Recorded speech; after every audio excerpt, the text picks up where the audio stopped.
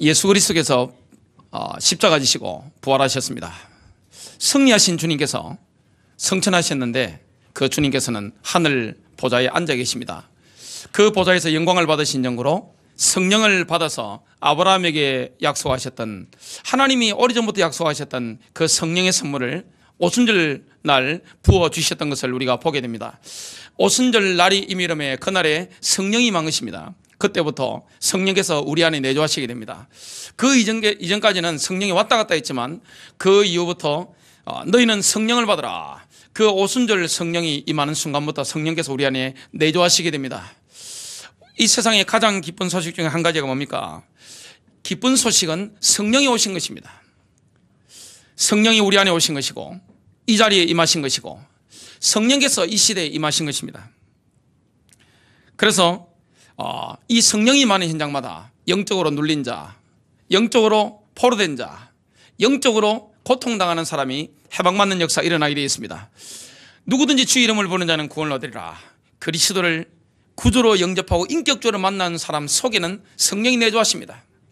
이미 승리한 것입니다. 그 성령께서는 우리 안에 계시기 때문에 성령이 역사하시면, 성령이 우리를 충만케 하시면, 우리가 성령의 인도하심을 받다 보면 성령의 역사하시는 열매들이 나타나게 되어 있습니다. 자, 그러면 모세 시대는 성령이 어떻게 임했습니까? 모세 시대는 율법을 통해 역사하셨습니다. 하나님께서 모세 율법을 주셨습니다. 613개나 되는 율법을 주셨습니다. 그게 요약된 게 십계명입니다. 그 요약돼서 예수님께서 말씀하신 게 바로 이 계명인데요. 내 이웃을 내 자신과 같이 사랑하라. 내 이웃을 내 몸같이 사랑하라. 이게 모세율법 613개의 바로 핵심입니다. 십계명의 포인트가 뭡니까? 내 이웃을 내 몸같이 사랑하라. 성령이 오셨는데 구약시대는 아무리 율법을 지켜도 어렵게 되는 게 불가능했지만 신약시대는 성령이 오시고 나서는 주님이 우리를 어렵게 만드신 것입니다. 예수님이 십자가이시고 부활하심으로 말미암아 그 사실을 믿는 자는 이미 어렵게 된 것입니다. 그러면 우리가 영혼육이기 때문에 성령의 인도를 받으면 하나님의 말씀대로 사라지게 되어 있습니다. 내가 그토록 지키려고 몸부림쳐도 안 됐던 이 하나님의 말씀대로 사는, 율법대로 사는 삶이, 십계명대로 사는 삶이 성령 인도를 쫙 받다 보면 야, 내가 이렇게 사라졌네? 야, 참 놀랍다. 하나님이 하시구나. 이런 것들을 경험하게 되어 있습니다.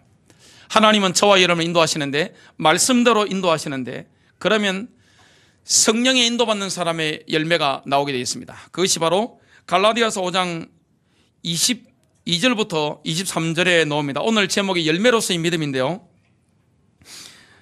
제가 한번 읽어보겠습니다. 오직 성령의 열매는 사랑과 희락과 화평과 오래 참음과 자비와 양성과 충성과 온유와 절제니 이 같은 것을 금지할 법이 없느니라. 그러나 성령의 열매는 사랑과 기쁨과 화평과 오래 참음과 부드러움과 선함과 믿음과 온유와 절제니 이 같은 것을 대적할 법이 없느니라. 성령의 9가지 열매가 저절로 맺혀지게 되어 있습니다. 그 중에 7번째가 바로 믿음입니다. 믿음의 열매. 오늘 믿음의 열매가 저와 여러분 인생에 맺혀지게 될 것입니다. 지난주에는 은사를 다뤘습니다. 은사는, 이거는 처음 믿은 분이나 예수를 50년 믿은 분이나 상관없이 나타나는 겁니다.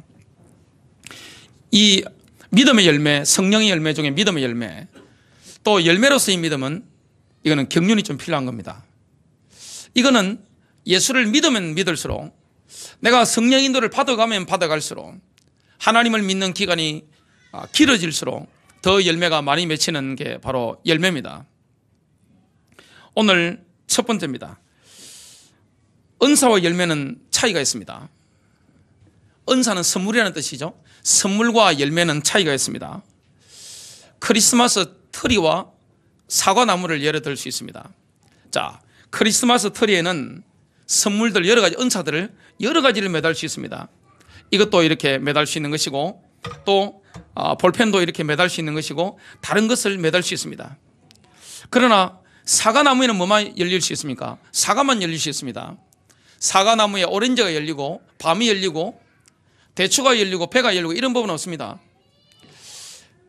예를 들면 크리스마스 트리가 있다면 이 트리하고 선물 매단가고 본질이 다릅니다. 그러나 사과나무에 맺힌 사과하고 이 사과나무는 본질이 똑같은 것입니다. 그래서 이 은사라고 하는 것은 사역을 위해서 하나님이 주시는 겁니다. 열매는 다릅니다. 오늘 이 말씀을 보면서 좀 인도를 받아야 되겠는데, 저와 여러분이 이번 주간에 묵상하고 은혜 받을 말씀이 뭡니까? 바로 열매로서의 믿음입니다. 믿음의 열매. 믿음의 열매를 저와 여러분 맺는다는 것은 굉장한 하나님의 은혜입니다. 지난주는 은사로서의 믿음을 다뤘습니다. 마태복음 7장 17절부터 20절입니다. 좋은 나무는 좋은 열매를 맺고 나쁜 열매는 나쁜 열매를 맺느니라. 자, 열매와 이 은사가 좀 다른 것을 보게 됩니다. 열매가 최고 열매를 맺으려면 시간을 투자해야 됩니다. 또 노력을 갖춰야 됩니다. 그럴 뿐만 아니라 많은 기술이 필요합니다. 우리가 믿음의 은사는 일시적으로 나타나는 거란 말이죠. 하나님께서 그 시간표에, 그 장소에, 또 그 교회에, 또 하나님의 나라를 위해서 사역을 위해 주는 게 뭡니까? 바로 은사입니다. 바로 받아버리는 것입니다. 위로부터 성령의 은사가 임해버리면, 믿음의 은사가 임해버리면 무리로 가게 되겠습니다. 이 믿음의 은사가 임해버리면, 말을 뱉어버리면 풍랑이 멈춰지는 역사가 일어나게 되겠습니다. 열매는 다릅니다. 믿음의 열매를 맺으려고 하면 사과 열매, 배나무 열매, 또 단감 열매 맺는 것처럼 많은 시간이 필요합니다. 또 엄청난 노력이 필요합니다. 노동이 필요합니다. 거기는 기술이 필요합니다. 저와 여러분에게 세월이 갈수록 믿음의 열매가 맺혀지는 이런 역사가 일어나게 될 것입니다. 그래서 은사가 능력을 표현한 것이라면 열매는 인격을 표현합니다. 은사는 일시적입니다. 은사는 일시적으로 하나님 주시는 겁니다. 그 교회를 위해서, 하나님 나라를 위해서 그 사람에게 하나님이 은사를 주시는 겁니다. 그러나 인격은 영원합니다. 우리 속에서 나오는 거잖아요. 믿음의 열매라고 하는 것은, 성령의 열매라는 것은 우리 속에서 나오는 겁니다. 그래서 예수님을 오랫동안 믿은 사람들 보면 인격이 다릅니다. 품격이 다릅니다. 뭐가 나옵니까? 성령의 열매가 주렁주렁 맺혀 있는 것을 보게 됩니다. 그건 일시적으로 나타나는 게 아닙니다. 어떤 열매가 맺힙니까? 사랑이 넘칩니다. 기쁨이 넘칩니다. 그리고 화평이 있습니다. 오래 참습니다. 굉장히 부드럽습니다. 또 선합니다. 믿음이 충만합니다. 온유합니다. 모든 것에 절제가 가능합니다. 성령께서 인도하시기 때문에 이런 열매가 저절로 맺혀지는 걸 보게 됩니다. 이게 바로 예수 그리스도를 제대로 믿는 신자의 품격입니다. 이게 성령의 열매입니다. 두 번째입니다. 오늘 제목이 열매로서의 믿음인데, 그 중에 가장 중요한 것 중에 한 가지가 뭡니까? 신뢰로서의 믿음입니다. 어떤 예루살렘 성경을 보니까 믿음을 신뢰로 번역했습니다. 믿음은 바로 뭡니까? 신뢰입니다. 저와 여러분이 가진 믿음은 눈에 보이는 게 아닙니다. 세상은 보는 걸 믿습니다. 믿음은 뭐합니까? 믿기 때문에 보는 것입니다. 세상은 계산합니다. 또 그리스도 안에 있는 사람은 믿기 때문에 계산이 나와지는 것입니다. 믿음의 계산과 일반적인 계산은 굉장히 다르다는 사실. 여러분, 돈계산을 하는데 일반적으로 계산하는 거하고 믿음으로 계산하는 건 다릅니다. 예수님께서 말씀했습니다. 너희가 나눠줘라. 오병이의 기적을 행할 때 예수님이 계셨는데 제자들은 그 예수님이 누구신지 잘 몰랐습니다. 예수님은 누구십니까? 예수님 바로 하나님이십니다. 그래서 이 오병, 빵 5개란 말이죠. 아이가 가져온 빵 5개, 이어 조그만 생선 두 마리라는 말이죠. 자, 나눠주는데 끝이 없이 나눠주는 것입니다. 제자들이 계산할 때는 몇 명 못 먹는 거지만 한 명 먹는 도시락이지만 예수님이 계산하실 때는 남자만 5,000명이 먹고도 남았습니다. 12광절이 남았습니다. 그러면 여자와 아이들도 있었기 때문에 12,000명 정도 됩니다. 일반적인 계산을 되는 것과 믿음의 계산을 되는 것은 완전히 다릅니다. 믿음은 뭡니까? 신뢰입니다. 예수님을 1년, 2년, 3년, 4년, 5년, 6년, 10년, 20년, 30년 믿다 보면 뭐가 생깁니까? 하나님을 믿게 됩니다. 하나님을 신뢰하게 되어 있습니다. 하나님은 우리를 실망시키지 않습니다. 저와 여러분이 믿음의 결단을 하고 가면 절대 실망하지 않습니다. 믿음의 고백을 하면 실망하지 않습니다. 믿음의 기도를 하면 실망하지 않습니다.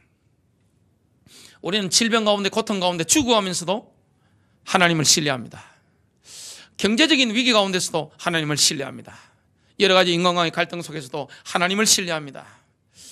내가 지금 여러 가지 문제와 사건 가운데 있다 할지라도 하나님을 신뢰하게 됩니다. 우리의 믿음의 대상은 눈에 보이지 않습니다. 하나님이 눈에 보이지 않습니다. 하나님의 말씀, 천지 만물을 창조한 그 하나님의 말씀이 눈에 보이지 않습니다. 그 하나님을 우리는 신뢰합니다. 하나님의 말씀을 신뢰합니다. 저와 여러분 하나님을 믿고 나아가면 한 번도 실망한 적이 없습니다. 그리고 하나님의 말씀을 믿고 가기만 하면 절대 실망이 없습니다. 신뢰가 가능한 겁니다. 예수님께서 몇 번이고 대풀이에서 강조하신 게 있습니다. 하나님의 나라에 들어가면 어린아이와 같아야 된다.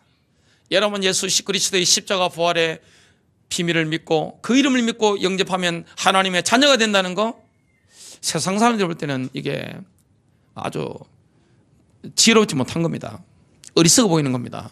그러나 이게 믿어졌단 말이죠. 어린아이처럼 믿어지는 것입니다. 십자가의 능력이 어린아이처럼 믿어지는 겁니다. 천국이 지옥이 어린아이처럼 믿어지는 것입니다. 하나님 살아계신 것과 이 말씀의 능력이 어린아이처럼 믿어지는 것입니다. 마태복음 18장 3절입니다. 너희가 회심하지 아니하고 또 어린아이들과 같이 되지 아니하면 결코 천국에 들어가지 못하리라. 어린아이가 잘하는 게 있습니다. 그게 뭡니까? 부모를 신뢰합니다. 아버지를 신뢰합니다. 어머니를 신뢰합니다. 어린아이는요, 믿는단 말이죠. 저와 여러분에게 오늘 믿음은 신뢰인데 하나님을 어떻게 믿어야 됩니까? 어린아이처럼 믿어야 됩니다. 순진하기는 그러잖아요. 순진하게 믿어야 됩니다. 하나님을 믿는데 잔머리 쓸 필요가 없습니다. 순진하게 믿어버리는 것입니다. 내가 믿어지기 때문에, 마음속에 믿어지기 때문에 생각 속에 소망, 희망이 만들어집니다. 그러면 믿음의 말을 하게 되어 있습니다. 믿음의 눈으로 보게 되어 있습니다. 또 믿음의 비밀을 가지고 있기 때문에 느낌이 다른 것입니다. 생각이 다른 것입니다. 판단이 다른 것입니다. 기준이 다른 것입니다. 계산을 하더라도 일반적으로 눈에 보이는 것만 딱 계산하는 사람하고 믿음의 계산을 하는 사람, 계산 방법이 완전 다른 걸 보게 됩니다. 오병이의 기적을 행할 때 예수님의 계산과 제자들의 계산은 달랐던 것을 보게 됩니다. 자, 그래서요, 우리가 이렇게 본다면 믿음의 열매는 하나님의 신실하심에 대한 흔들리지 않는 신뢰입니다. 우리가 믿음을 가지고 있다는 것은 하나님은 선하시잖아요. 하나님은 신실하시단 말이죠. 여기에 대해서 흔들리지 않는 확신을 가지는 게 뭡니까? 바로 믿음입니다. 진짜 믿는지 안 믿는지는 안 걸려보면 안다고 합니다. 저는 아마 안 걸려봤거든요. 걸린 분이 말씀하시더라고요. 진짜 믿는지 안 믿는지는 인생 밑바닥 가보면 안다고 합니다. 진짜 믿는지 안 믿는지는 풍랑을 만나보면 아는 것입니다. 제자들은 안 믿었습니다. 예수님 믿으신 것입니다. 풍랑을 꾸짖으신 것입니다. 예수님이 또 다른 풍랑을 만나셨습니다. 귀신 들려가지고 간질하는 외아들을 아버지가 울면서 데려왔습니다. 그 귀신을 꾸짖으시니까 그 순간 귀신이 나간 것입니다. 오늘 하나님을 믿는, 하나님을 신뢰하는 축복 있게 되시기를 주님의 이름으로 축복합니다. 하나님께서 내 인생의 모든 상황을 통제하고 계신다. 이걸 믿는 겁니다. 이걸 흔들림 없이 확신을 가지는 것입니다. 여러분의 정신적인 상황, 여러분의 가정적인 상황, 경제적인 상황, 또 교회의 상황, 지구의 모든 상황을, 북한의 상황을, 이스라엘과 중동의 상황을, 미국과 전 세계 강대국의 상황을 하나님께서 완벽하게 통제하고 계십니다. 누구를 신뢰하고 가면 됩니까? 주님을 신뢰하고 가는 것입니다. 주님이 오늘 밤에 오신다 하더라도 우리는 주님을 신뢰합니다. 문제되는 게 없습니다. 그냥 가면 됩니다. 그 이후에 오시더라도 아무 상관이 없습니다. 하나님을 전적으로 신뢰하는 사람은요, 겉으로 볼 때 어떻습니까? 안정을 누립니다. 지금 엄청난, 남들이 볼 때는 패닉에 빠질 일이 지금 생겼단 말이죠. 막 정신이 흔들리고 골이 흔들리고 골이 빠지고 마음이, 심장이 두근두근하고 이런 상황에 누구라 봐도 빠졌는데 겉으로 딱 보면 어떻습니까? 이게 신앙의 연수가 쌓인 사람들, 성령 인도를 받아서 믿음의 열매가 있는 사람은요, 딱 겉으로 보면요, 굉장히 안정을 누립니다. 정신적인 안정이 있습니다. 영적인 평안함이 있습니다. 겉으로 보더라도 굉장한 안식을 누리고 있습니다. 고요합니다. 이거는 믿음이 있기 때문에 그렇습니다. 주위에 집안의 전쟁터 같고, 지금 내 인생에 전쟁이 터진 것 같고, 사회적인 격변이 일어난다 할지라도 내 영혼이 평안한 겁니다. 내 영혼 평안해, 찬양도 하잖아요. 자식이 죽은 현장에 간 겁니다. 스페폴더라는 사람이 자식이 죽은 현장에 바닷가에 갔는데, 배를 타고 다시 가는데 여기가 거기 현장이라 하니까 영감을 받아 지은 찬송이 뭡니까? 내 평생에 가는 길 순탄하여. 그 찬양입니다. 우리는 상황이 어려울지 알지라도 내 인생이 지금 불행한 일이 찾아왔다 할지라도 그리스도 안에서 참된 평안함을 누립니다. 왜냐? 그 모든 상황을 통제하고 계시는 분이 누구시냐? 주님이십니다. 주님을 신뢰하기 때문에, 고요한 가운데 확신을 가지고 있기 때문에 감정적인 안정을 누리게 됩니다. 평안함을 누리게 됩니다. 시편 125편 1절입니다. 다윗이 뭐라고 고백합니까? 주를 신뢰하는 자들은 움직이지 아니하고 영원히 있는 시온산같이 되리로다. 예루살렘에 있는, 이스라엘에 있는 그 시온산은 다른 산들이 다 흔들려서 무너진다 할지라도 그대로 있을 것을 성경은 말씀하고 있습니다. 그런 산처럼 주를 신뢰하는 사람은 흔들리지 않습니다. 그래서 하나님을 전적으로 신뢰하는 사람은 흔들리지 않습니다. 주변에 있는 모든 사람이 공포에 사로잡힌다 할지라도, 패닉 상태에 빠진다 할지라도 안식을 누리게 됩니다. 겉으로 딱 보면 평안함을 누립니다. 바울이 로마로 제소가 돼가지고 잡혀가고 있습니다. 배를 타고 가고 있습니다. 지중해 풍랑을 만났습니다. 다 죽는다고 하는데, 살려달라고 막 고함 지르는데, 바울은 그 당시에 뭐하고 있었습니까? 기도하고 있었습니다.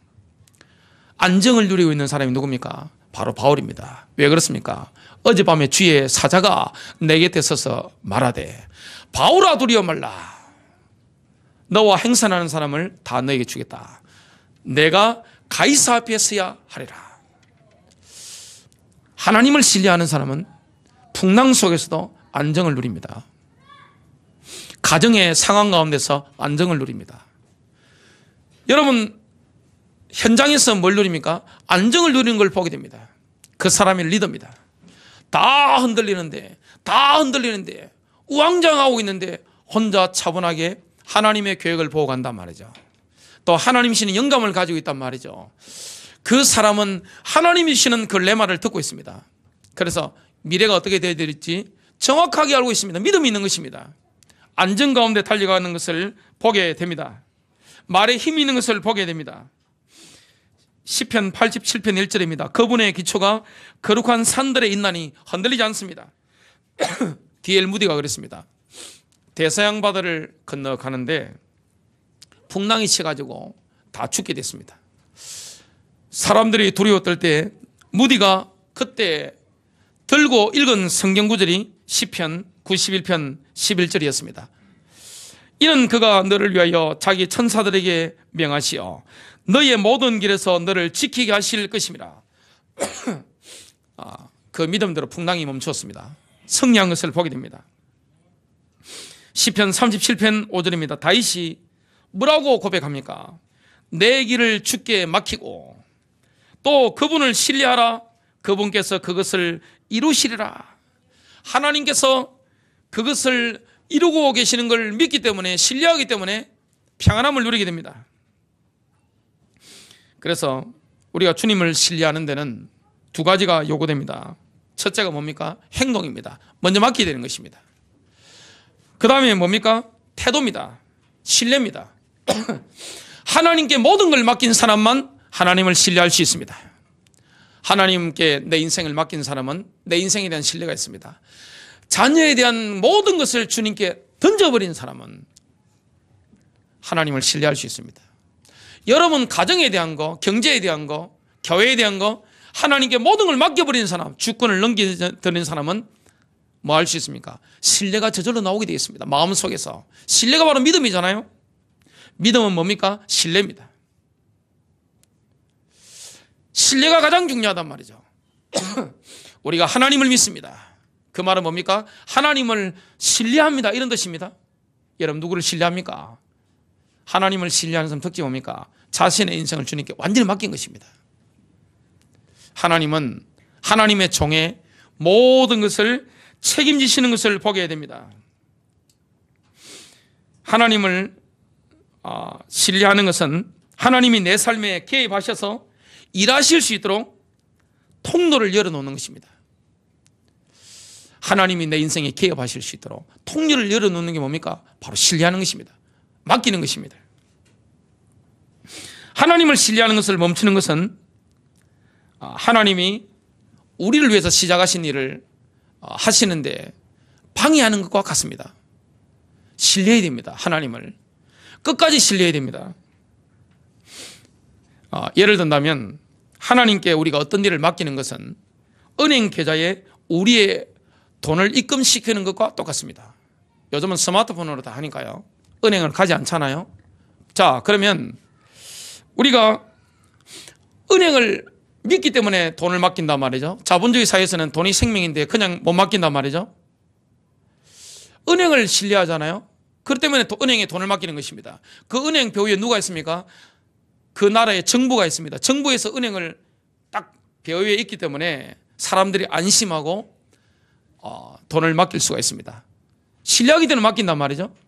우리가 하나님께 어떤 일에 대해서, 내 인생에 대해서, 자녀들의 갈 길에 대해서 하나님께 맡기면 하나님이 그때부터 일하시는 것입니다. 그거는 은행 계좌에 내 돈을 입금시키는 것 같습니다. 자, 그렇다면 은행 계좌에는 뭐가 딱 찍힙니까? 입금한 날짜가 찍힙니다. 또 어느 지점에 입금했는지 지점이 찍힙니다. 자, 그러면 입금 액수가 딱 찍힙니다. 우리가 하나님께 맡긴 것도 마찬가지입니다. 여러분 언제 맡기셨습니까? 또 어느 장소에서 맡기셨습니까? 또 하나님께 무엇을 맡겼습니까? 하나님께 뭘 맡기셨나요? 언제 맡기셨나요? 어떤 장소에서 그 일을 맡기셨나요? 그럼 하나님 개입하시는 것입니다. 하나님이 그 상황을 통제하시는 것입니다. 그래서 믿음이라는 것은 희망사항이 아닙니다. 많은 분들이 내 인생에 대해서, 자녀에 대해서, 경제에 대해서 희망사항 가지고 눈에 보이는 걸 가지고 기도하는 것입니다. 그러니까 아무리 기도해도 실망밖에 없습니다. 왜 안 되지? 예수 믿어봤는데 왜 안 되지?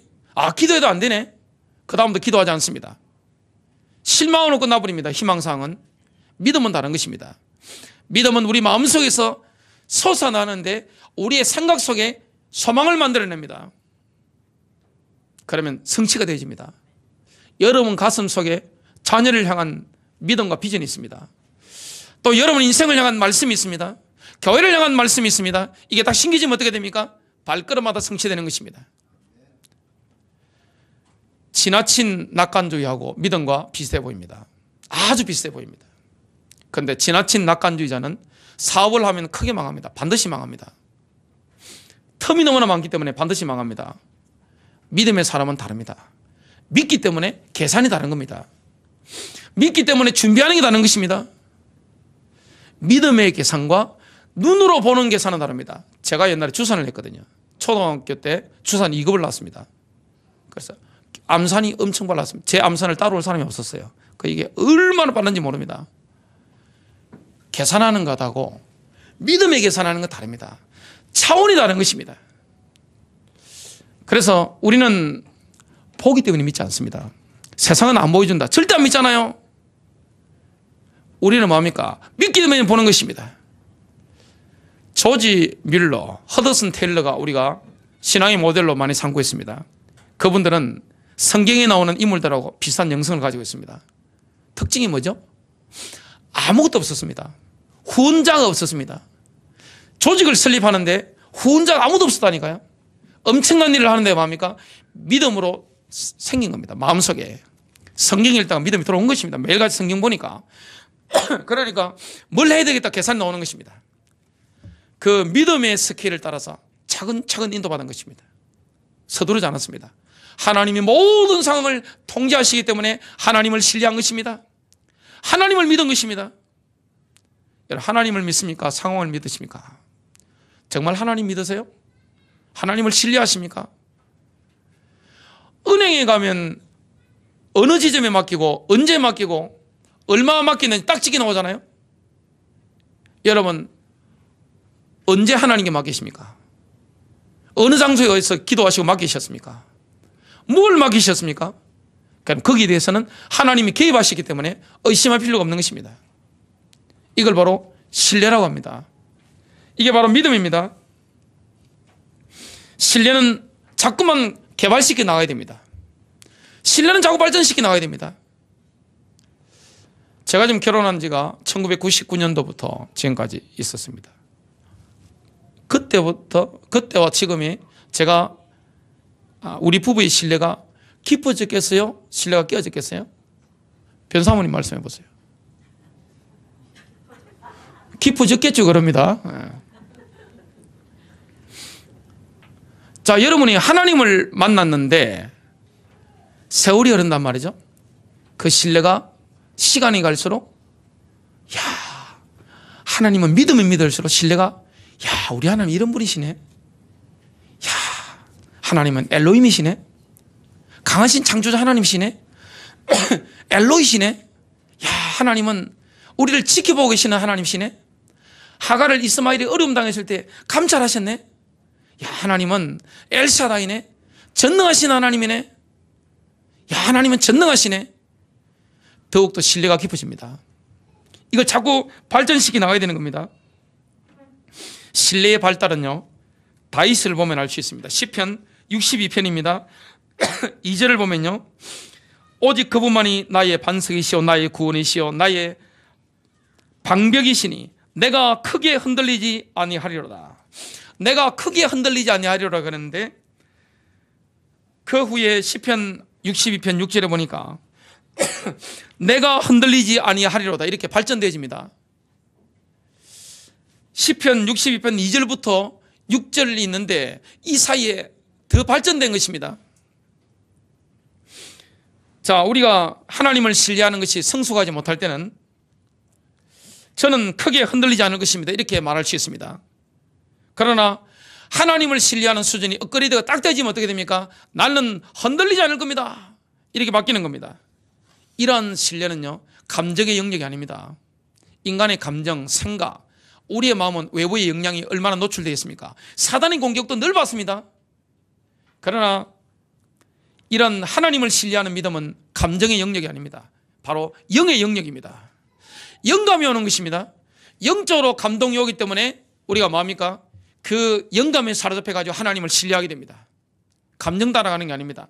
내 기준 따라가는 게 아닙니다. 시편 56편 3절입니다. 내가 무서워할 때 주를 신뢰하리다. 지금 다윗이 무서운 일을 겪었단 말이죠. 실제 무섭잖아요. 어려움을 당하면, 위기를 만나면 실제 무섭습니다. 그 속에서 다윗은 뭐합니까? 영의 영역 속에서요, 하나님을 신뢰하는 것입니다. 두려움을 느끼는 것은 감정의 영역입니다. 하나님을 신뢰하는 것은 영의 영역입니다. 그래서 저와 여러분이 늘 기도하고 예배드린다면 영 안에서 인도받기 때문에, 신뢰하기 때문에 승리하게 되는 것입니다. 죽어가는 사람들이 하나님을 신뢰하잖아요. 그 사람들 얼굴을 보면, 눈빛을 보면 전혀 두려움이 없습니다. 왜냐? 하나님을 정말로 믿거든요. 하나님이 내 인생의 모든 상황을 통제하신다, 이걸 정말 믿는 것입니다.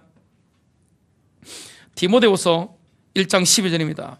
바울이 누린 신뢰를 한번 보겠습니다. 디모데후서는 바울의 유언장이죠. 바울은 이 서신을 보내고 얼마 후에 죽었습니다. 순교당했죠. 이런 까닭에 나도 이 일들로 고난을 당하되 그럼에도 불구하고 부끄러워하지 아니하노니 나는 내가 믿어온 분을 알며 또 내가 그 날을 대비하여 그분께 맡긴 것을 그분께서 능히 지키실 줄 확신하노라. 바울은 나이 들어가지고요, 세상 기준으로 보면 완전히 망했습니다. 세상 사람들이 봤을 때는 나이 든 바울은요 완전히 망한 것입니다. 늙었죠. 힘 다 빠졌습니다. 돈 떨어졌습니다. 바울은 주변의 동력자들이 자기를 등을 돌리고 다 떠나갔습니다. 누가만 남아있습니까? 누가만 남아있습니다.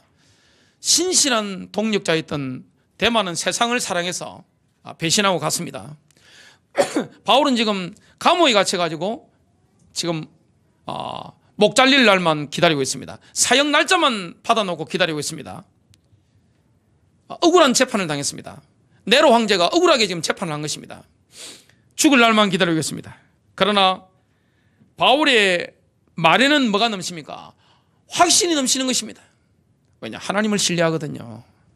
하나님을 신뢰하는 사람은 억울한 재판을 겪고 내가 죽음 앞에 있다 할지라도 하나님을 신뢰합니다.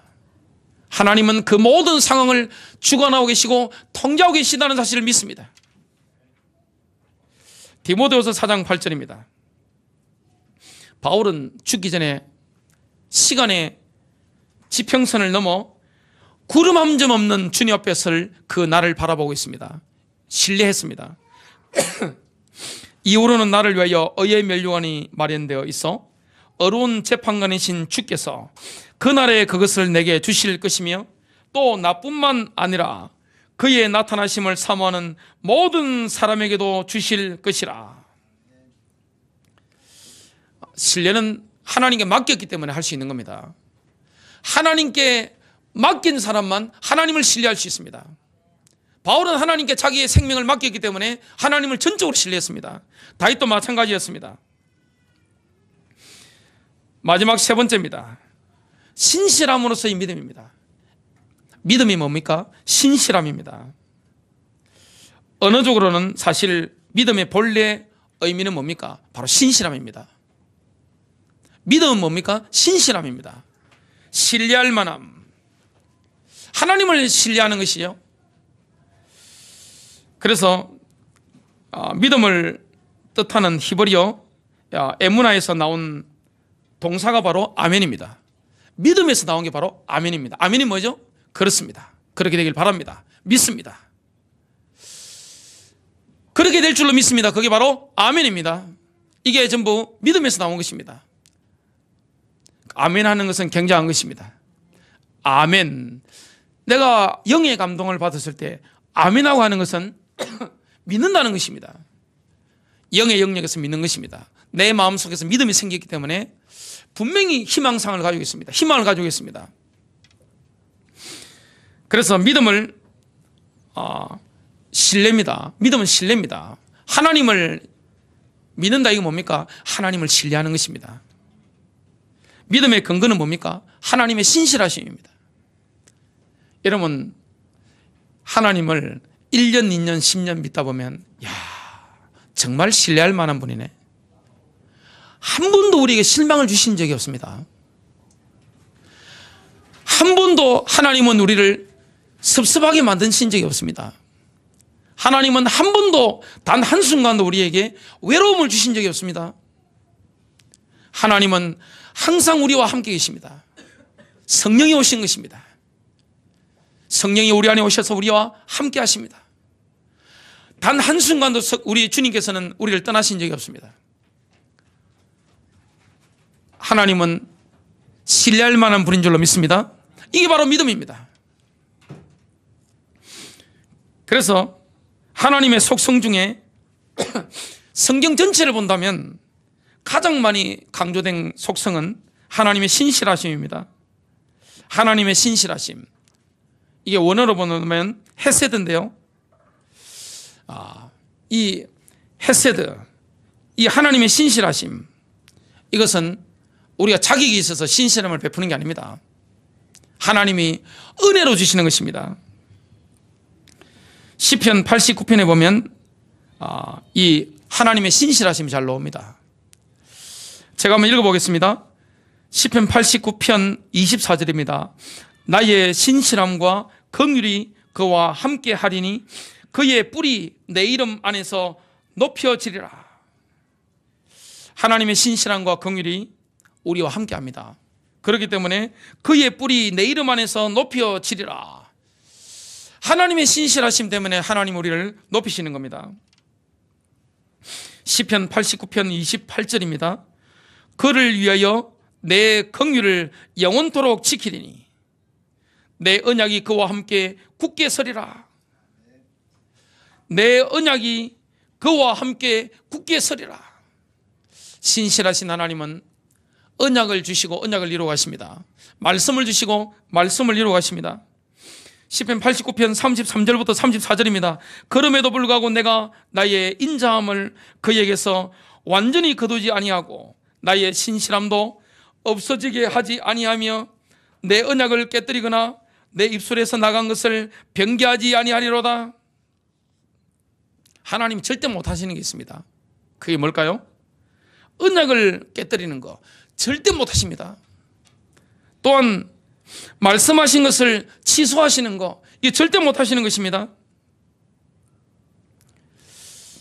만일에 우리에게 성령님이 역사한단 말이죠. 자, 그러면 믿음의 열매가 맺혀지면 어떻게 됩니까? 믿음의 열매가 자꾸 개발되어 나간단 말이죠.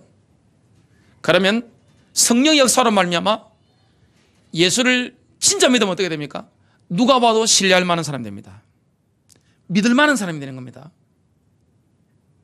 어떤 현장 가든지 신뢰할 만한 사람이 딱 되는 것입니다. 성경에 나오는 믿음의 사람들은 100%입니다. 전부 다 사람들로부터 신뢰받았습니다. 왜냐? 하나님을 신뢰하기 때문에. 성령의 역사로 말미암아 그 신실하신 하나님을 그대로 닮아버린 겁니다. 여러분, 성도라는 게 뭐죠? 한국에서 좀 오해받고 있는 그게 성도입니다. 저도 성도입니다. 여기 다 성도님들 계시잖아요. 성도가 뭡니까? 영어로 한다면 세인트입니다. 성자입니다. 성녀입니다. 성자들을 다 신뢰하잖아요. 예수님을 진짜 믿는 신자는요, 신뢰받습니다. 진짜 예수를 믿으면 아내가 남편을 볼 때 신뢰가 됩니다. 남편이 아내를 볼 때 신뢰할 수 있습니다. 또 부모가 자녀를 볼 때 예수를 진짜 믿는 아이 같으면 신뢰가 됩니다. 저절로. 또 자녀들이 부모를 볼 때 어떻게 됩니까? 아, 우리 아버지 어머니는 신뢰할 만한 분이야. 저 목사님은 믿어도 돼. 아, 저 장로님 믿어도 돼. 아, 저 성도님은 의심할 필요 없어. 내가 보장해요. 내가 100%입니다. 믿어도 됩니다. 그래서 복음이 항상 일어났을 때는요, 신자에게는 보증인이 필요가 없었습니다. 말 한마디만 하면 끝납니다. 은행 가더라도 마찬가지였습니다. 요한 웨슬리 시대는요, 감리교인들은 이 성령이 막 폭발적으로 역사했기 때문에 은행에 담보가 필요 없었습니다. 가면 대출해 주는 겁니다. 요즘 한국 교회에서 어떤 교회 목사입니다. 어떤 교회 장로입니다. 담보 없이 돈 1억만 빌려주시 그러면 은행 직원이 뭐랍니까? 허허허 웃습니다. 기가 막혀서 웃을 겁니다. 진짜 하나님을 신뢰하는 사람은요, 하나님으로부터도 신뢰받고 사람들로부터 신뢰받게 되어 있습니다. 아, 저 교회는 믿어도 됩니다. 저 목사님 믿어도 됩니다. 아, 저 사모님 내가 보장합니다. 내가 오래전 지켜봤는데 믿어도 됩니다. 성경의 인물들을 보시기 바랍니다. 가장 신뢰하는 사람이 뭘 맡기죠? 어느 조직이든지 어떤 현장이든지 돈을 맡깁니다. 금권을 맡깁니다. 자, 이집트의 파라오가 황제잖아요. 경호대장이라는 것은 실세입니다. 그게 오른팔경입니다. 목숨을 좌우합니다. 보디바는 젊은 장군이었습니다. 아주 잘 나가는 젊은 장군이었습니다. 거기에 노예로 들어가는 사람이 바로 요셉이었습니다. 보니까 신뢰가 된단 말이죠. 여러분, 제국의 경호대장 정도 되면 사람 보는 눈이 대단합니다. 보는 순간 바로 알아버립니다. 그리고 말 몇 마디 알아버리면 그 사람 눈만 쳐다봐도 그냥 깨뚫어서 봐버립니다. 근데 이렇게 보고 저렇게 봐도 요셉은 신뢰할 만한 겁니다. 모든 건 다 맡기는 것입니다. 그래서 보디발이 요셉에게 자기 와이프 빼고는 전부 다 맡겼습니다. 성경에 나오는 사람들은 전부 신뢰할 만한 인물들입니다. 오네시모를 한번 보십시오. 주인의 것을, 빌레몬의 것을 도둑질해가지고 도망가서 감옥에 들어가서 바울을 통해서 그리스도를 만나게 됩니다. 그런데 성령 역사하니까 믿음의 열매가 맺혀지니까 하나님을 신뢰할 뿐만 아니라 하나님의 신실하심을 그대로 닮은 것입니다. 바울이 보증하잖아요. 나중에 오네시모가 뭐가 됩니까? 감독이 됩니다. 저 같은 목사, 장로가 되는 것입니다. 여러분, 진짜 예수를 믿으면 어떤 사람이 됩니까? 신뢰할 만한 사람이 됩니다. 믿음의 열매.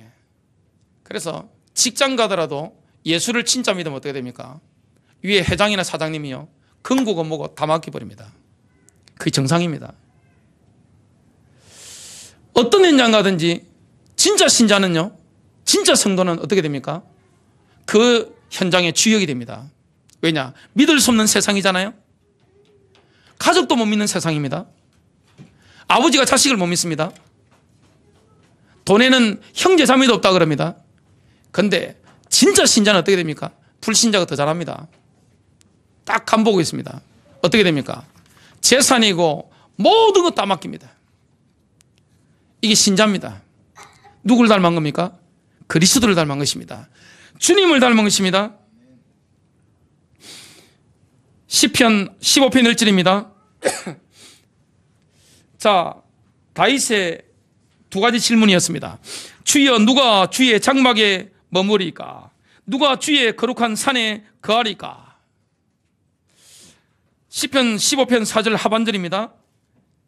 여러 가지 나오는 가운데 9번째 특징이 있죠. 맹세한 것은 자기에게 해로울지라도 바꾸지 아니하는 자. 그래서 신자는요, 성도는 자기가 말을 뱉었다면 개인적으로 손해를 보더라도 그 말을 지키는 사람입니다. 이게 바로 신자입니다. 성도입니다. 그래서 성령의 열매로 말미암아 믿음의 열매가 맺혀지는 사람은 하나님을 신뢰합니다. 그리고 하나님의 신실하심을 믿습니다. 그렇기 때문에 성령으로 역사하시기 때문에 하나님의 신실하심을 닮아서 본인도 신실해지는 것입니다. 신뢰할 만한 사람이 되는 것입니다. 보증수피가 되는 것입니다. 여러분, 이게 바로 기독신자인 것을 보게 됩니다. 그래서 우리가 신실함을 나타내는데 최고로 나타내야 될 대상이 누굽니까? 바로 주의 형제 자매들입니다. 그리스도 안에 있는 동료 그리스도인들에게 신실함을 드러내야 됩니다. 그게 바로 신자입니다. 요한일서 3장 16절입니다. 하나님께서 우리를 위해 자신의 생명을 내놓으셨으므로 이로써 우리가 그분의 사랑을 깨닫나니 우리가 형제들을 위해 우리의 생명을 내놓는 것이 내놓은 것이 마땅하니라. 그리스도인들은 같이 예수 믿는 동료 그리스도인들을 위해서 생명을 내놓는 것이 마땅하니라. 디모데후서 3장 1절부터 5절입니다. 마지막 시대에 어떻게 타락할 것인지 바울 사도가 지금 영감을 받아 기록하고 있습니다. 또한 이것을 알라. 즉 마지막 날들에 위험한 때가 이르리라. 사람들이 자기를 사랑하며 탐욕을 부리며 자랑하며 교만하며 신성모독하며 부모에게 불순종하며 감사하지 아니하며 거룩하지 아니하며 본성에 애정이 없으며 협정을 어기며 화해하지 않단 말이죠. 거짓 고소하며 절제하지 못하며 사나우며 선한 자들을 멸시하며 배신하며 고집이 세며 높은 마음을 품으며 하나님을 사랑하기보다는 쾌락들을 더 사랑하며 하나님의 성품의 모양은 있으나 그것의 능력은 부인하리니 이런 자들에게서 돌아서라. 경건의 모양은 있지만 경건의 능력이 없는 자들에게서 돌아서라. 등을 돌리라. 그건 배신이 아닙니다. 여기에서 화해하지 않는다. 이 말은 뭡니까? 언약을 맺도록 설득할 수 없는 사람들을 일컫습니다. 믿을 수 없는 겁니다. 말세가 될수록 부인도 못 믿습니다. 남편도 못 믿습니다. 말세가 되어질수록 세상이 악해지기 때문에 자식도 못 믿고 부모도 못 믿습니다. 형제 자매도 못 믿습니다. 자기 자신도 믿지 않습니다. 그러나 성령의 사람은요, 믿음의 사람은 어떻게 됩니까? 믿을 수 있는 사람이 되는 것입니다. 요셉처럼 되는 겁니다. 다윗처럼 되는 것입니다. 주변에 있는 다윗 사람들이 다윗을 볼 때 뭡니까? 귀신 들린 사울 왕이 보더라도 저 사람 믿을 수 있는 사람이에요. 애국자에 보니까 백성을 사랑하거든요. 나라를 위하는 사람입니다. 하나님의 사람입니다. 누가 봐도 인정이 되는 것입니다. 느부갓네살이 다니엘을 만났습니다. 신뢰가 되는 겁니다. 불신자가 우리를 만나면 어떻게 됩니까? 바로 느낍니다. 아, 신뢰할 수 있는 분이네. 내가 배우자도 믿지 않고 자녀도 믿지 않는데 아, 저분은 신뢰할 만한 사람이야. 내 재산을 맡길 수 있는 사람이야. 우리 동맹을 맺읍시다. 동맹을 맺고 고급 정보를 나누고 재산을 맡길 수 있는 사람, 그 사람이 바로 신자입니다. 누구를 닮은 겁니까? 우리 주님을 닮은 것입니다. 우리 주님은 그만큼 위대하신 분입니다. 우리가 과거에는 어떤 사람이었습니까?